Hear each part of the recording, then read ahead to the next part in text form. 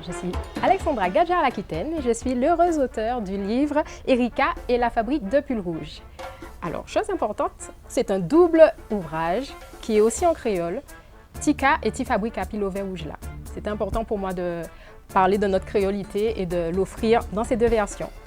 Le sujet de ce livre, c'est les menstruations, mais j'avais envie de l'aborder avec beaucoup de poésie, beaucoup de créativité, pour qu'il puisse parler à tout un chacun, parce que je sais que c'est un sujet qui est un petit peu tabou, mais c'était important pour moi qu'on puisse parler de tous les sujets, et pour moi, ça dépend comment. Et là, j'ai choisi de vous offrir un outil qui puisse être lu du plus jeune âge jusqu'aux parents, parce que c'est vrai que c'est un sujet qu'on connaît, hein, qui revient tous les mois, pour les femmes notamment, mais qui est appréhendé parfois de façon plutôt négative. J'avais envie d'apporter autre chose. Un jour qu'elle regarde la jupe volante de sa maman, elle plisse les yeux et fronce les sourcils. Mais on dirait une tache. Elle réfléchit. Ou t'es que dit on mac? Il a gratté tes tailles.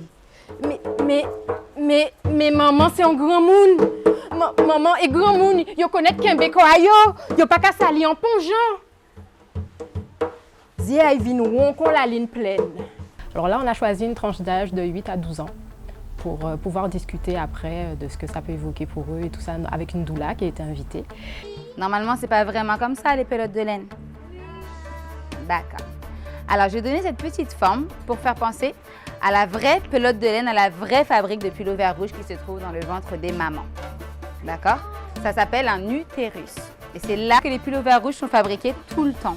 Ça a un peu cette forme-là, un peu plus petit. D'accord? Vraiment envie qu'on puisse en parler depuis le plus jeune âge, même si ça ne prend pas tout de suite du sens, mais qu'on puisse vraiment évoquer ce sujet très tôt et aussi très tard, parce que c'est un livre pour enfants, mais je pense qu'il est important que les parents puissent y accéder. Erika sourit, elle comprend toute l'histoire. Moi aussi, quand je serai bien plus grande, je serai fière d'avoir une fabrique de pulls rouges. Elle réfléchit un instant. Et qui a fabriqué ta belle jupe jaune comme le soleil, légère comme un nuage et qui danse toute seule dans les alizés?